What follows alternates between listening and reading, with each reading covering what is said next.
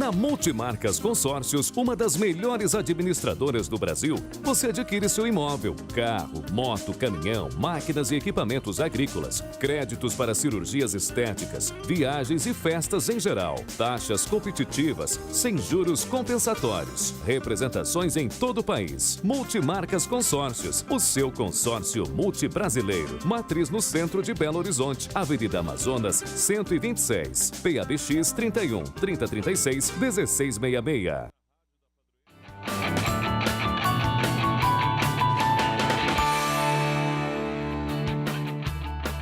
Voltamos com o Horizonte Esporte aqui na TV Horizonte e participem. Nosso WhatsApp é o 996428473. Mande a sua mensagem aqui no Horizonte Esporte. O Mauro Cardoso já está por aqui participando.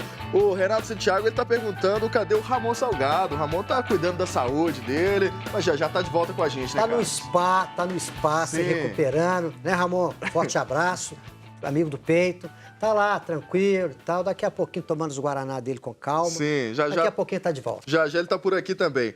Opa, deixa eu perder aqui. O José Diniz, lá do bairro Calafate, ele tá dizendo que gostou, né, da escalação da defesa do Atlético com o Maidana e o Léo Silva, mas que ele tá sentindo falta do Emerson na lateral direita, né? O Patrick que vem sendo titular. É uma opção do treinador, né? É até curioso, porque o Patrick é isso aí, né? E os torcedores conhecem, né? Mas também, por outro lado, viu?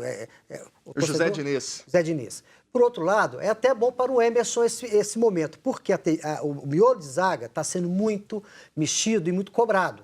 Ele, como é um atleta mais jovem, ele pode sentir mais aí dificuldade para se adaptar. Então é melhor que ele seja colocado com calma nessa equipe, porque a equipe está desfigurada. Sim. E para você, Marcos, você acha também que é o momento do Patrick, por enquanto, na lateral direita? O Emerson vinha jogando, ele teve oportunidades, né? Ele vinha jogando, Os 4 jogos ali, entrou em alguns, né? Ele não conseguiu mostrar algo diferente para o torcedor do Atlético, né? O Emerson, ele teve as oportunidades dele, mas parece que não agradou tanto ao Thiago Largue. Ele cometeu uma falha contra o Flamengo. Exatamente. Aquela bola do Vinícius Júnior que ele perdeu no meio-campo. Deixou marcado ele. Mas o Patrick também é um jogador que ele faz o feijão com arroz, né? Ele vai para o ataque, tenta o cruzamento, tenta se defender bem, tenta dar uma proteção no lado direito na defesa. E é bem regular nas falhas, né? É bom acentuar isso, né? O Emerson falhou naquele jogo contra o Flamengo, mas é um jogador mais regular para cima, né? Pelo menos o pouco que nós vimos aqui. Então, eu defendo que o Atlético... ficou 10 dias na seleção, também treinando com a seleção. Talvez isso possa ter prejudicado ali a sequência dele. Acho que o Atlético, assim, poderia ter ido ao mercado tentar um lateral direito, depois que perdeu o Marcos Rocha, né, principalmente, que é um desfalque tanto... Trouxe o Samuel Xavier do Sport, que já não foi deu embora. certo, não ficou nem um mês. Hoje, se você for analisar um lateral novo, que você pode buscar um lateral da Seleção Brasileira Sub-20, e ele é o Emerson. Tá aí. Então, tá aí. Só precisa ter continuidade agora ele tem que jogar. Ele vai ter que jogar. Depende dele e tal. É porque, às vezes, também tem que buscar oportunidades. É um jogador novo, merece, às vezes, mais chance e ele pode conseguir se realizar dentro do Atlético. Porque, realmente, pelo que eu entendi, ele é praticamente titular da seleção. Ele é titular da seleção. Então, um cara desse tem valor. Era titular na Ponte Preta, a ex-equipe dele. Pois é. Então, ele precisa ter uma sequência. Agora, porque a gente vê o Patrick numa sequência de erros, né? Não pode, né, Carlos? E não pode o seguinte, um erro dele não pode valer por 10, né? Essa a balança, esse é o problema, igual o Carlinhos está falando. O outro erra, tem a base de erro dele. Mas o outro não pode errar uma vez? Não. Agora, as laterais do Atlético que não vem sendo algo positivo nesse ano, né? Se você comparar em relação ao ano passado, ano retrasado, quando tinha o Marcos Rocha, o próprio Fábio Santos caiu muito de produção. O Fábio Santos esse ano não está jogando o mesmo futebol. E o Atlético não tem lateral esquerdo reserva também, se precisar, posteriormente, né? De fato, é fato que o Fábio não está rendendo, o Fábio Santos não está rendendo como realmente ele vinha, né? Principalmente no ano passado. Fez muitos gols no ano passado. Agora, quando você tem um sistema defensivo que não funciona, Aí vai todo mundo pro brejo. Porque quando você tem um miolo de zaga que não é confiável, aí, de repente, o seu goleiro, que é o seu referencial, começa a falhar também.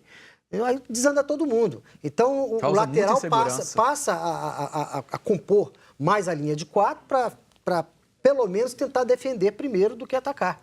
Né? Então, esse é o dilema que o Atlético enfrenta, porque os seus laterais não podem jogar. Porque quando eles saem, o miolo de zaga entrega o jogo. Então, o que acontece, precisa reorganizar aquilo. Eu estava vendo o jogo contra o Palmeiras, né? É um negócio muito complicado, né? Eu me vejo na situação, eu acho o Juninho um bom jogador, mas a responsabilidade é muito grande. O cara, acho que emocionalmente estava preparado para entrar naquele jogo. Você sabe o que acontece? Eu estava pensando sobre isso. Olha só, não se ofendam com a comparação do torcedor cruzeirense. O Egídio cometeu um erro muito parecido com aquele erro do atleticano. O próprio Dedé, ué. Né? Ele foi chutar, não, mas eu digo assim, a bola estava ali para ele, para ele com o pé e sai do outro. Né? Ele bateu com a bola, né? O Egídio deu uma furada com a bola também colada no pé. Só que o Egídio está numa equipe muito melhor organizada. Está num sistema defensivo que funciona muito melhor do que o do Atlético. Né? Pelo menos nesse momento. E ele conseguiu, então, naquela partida, se reequilibrar. Ele assumiu o erro depois da partida, né? Não tem nem como não assumir. É tão evidente, claro, né? O que eu estava conversando com um amigo hoje e eu falava para ele o seguinte: o grande problema do futebol, e vai ser, né, ainda, que ele é feito de seres humanos. Né? São pessoas que vão errar, são pessoas que estão sujeitas a erros. E a maior preocupação é se ele recupera do erro, porque isso complica, porque se não tiver um trabalho, acabou. Foi o caso do Egídio, ele assumiu o erro e logo ele se recuperou do erro. Né? Mas é porque aí ele já está na equipe mais bem estruturada. Repito, a equipe ajudou que o Egídio se recuperasse na partida. No Atlético foi o contrário. Né? Não é que os atletas não deram apoio ao companheiro, é porque a equipe, o futebol da equipe não ajudou a recuperação. Tá certo? Pelo contrário, o Palmeiras continuou em cima, continuou forçando o erro, porque aquele erro foi um erro individual, não foi um erro forçado, mas aí o Palmeiras foi para cima, provocando mais ainda o Juninho teve outros erros também. Continuou errando, porque o Palmeiras foi para cima dele. Tipo assim, isso é um macete, né? Quando acontece um negócio desse, os caras falam, ele tá nervoso, joga nele. É a situação do cartão amarelo. Tomou o cartão amarelo, joga em cima dele. Porque ele não vai poder fazer falta, pelo menos. Sim. Né? Bom, agora a gente vai atravessar a Lagoa e começar a falar do Cruzeiro aqui no Horizonte Esporte. A Raposa que joga hoje, né, enfrenta o Corinthians em São Paulo, jogo que é às 9h45 da noite. A gente está vendo aí, né, o treinamento do Cruzeiro, o último treino antes dessa partida. Cruzeiro também que vai ter um jogo difícil lá em São Paulo. É um jogo complicado. Menos complicado porque o Corinthians acabou de perder o seu melhor jogador. Perdeu o Rodriguinho, né? Acabou de perder o Rodriguinho e é um time que, acho que depois, ou igual ao Atlético, né, perdeu 5 jogadores. E perdeu o René Júnior e o Pedro Henrique lesionados para o jogo contra o Cruzeiro. Então, o Corinthians bem desfalcado, né? Por isso pode ser um jogo mais complicado do que difícil. Porque, tecnicamente, o Corinthians está baleado. Né? Então, pode ser complicado pela pressão que o Corinthians sofre nesse momento, né? Por esses desfalques que vocês falaram, pela necessidade que o Corinthians tem, e jogando em casa, o Corinthians sempre joga de forma ofensiva. Né? Então, pode complicar por esse motivo. O Cruzeiro nunca ganhou do Corinthians na Arena do Corinthians até agora, né? Então Cruzeiro, hoje é uma boa oportunidade. Boa oportunidade hoje, porque o Cruzeiro deve poupar jogadores e mesmo poupando jogadores tem condições de vencer o Corinthians na Arena do Corinthians. O Cruzeiro vive um bom momento, sim. O Cruzeiro vem de 2 vitórias seguidas, é um time hoje mais consistente em relação ao que vinha jogando, então pode surpreender na Arena do Corinthians. Né? E ganhando hoje, né, ele tem a opção. Porque na quarta-feira que vem tem Santos pela Copa do Brasil. Tem o São Paulo também no final de semana. Ele vai ter a opção agora, que vai pegar uma pedreira, que também é outro time que perdeu, se não me engano, 4 ou acho que é 5 jogadores. Está sem treinador. E está sem treinador ainda, o Santos. Não, estou dizendo o São Paulo. O São Paulo evoluiu. Não, mas ele perdeu... Olha para você ver que interessante. Não, São Paulo perdeu poucos jogadores. Não, se não me engano, foi 3 ou 4. Depois eu vou olhar. Perdeu, só que os caras que... Eu lembro do Cueva, do Militão. Perdeu poucos jogadores. E evoluiu. Não, os caras que entraram, né, vamos dizer assim, estão jogando.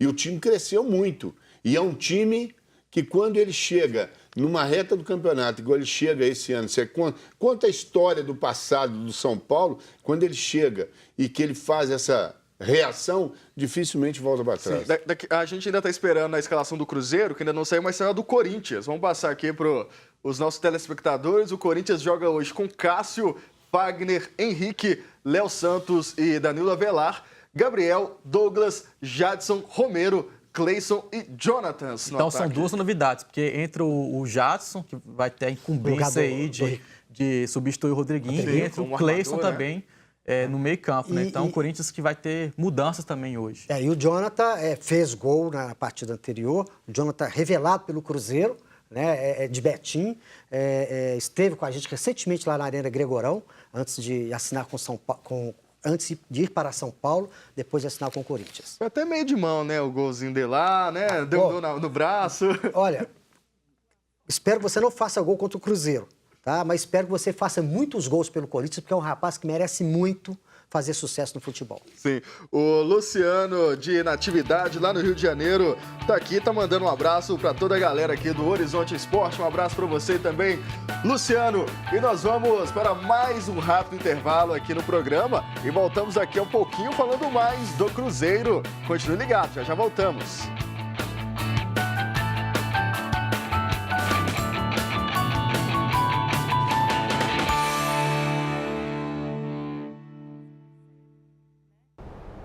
Ainda está escuro quando acordo.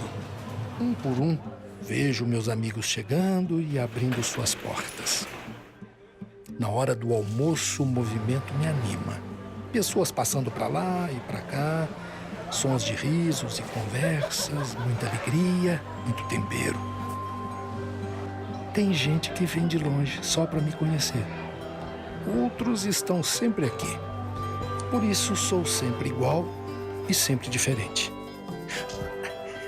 Olha lá aquela linda perdida. Já passou por aqui 3 vezes. Já falei que para me conhecer tem que se perder. Agora cismaram de dizer que estou entre os 3 melhores mercados do mundo. Onde já se viu do mundo. Gostoso é viver no mercado.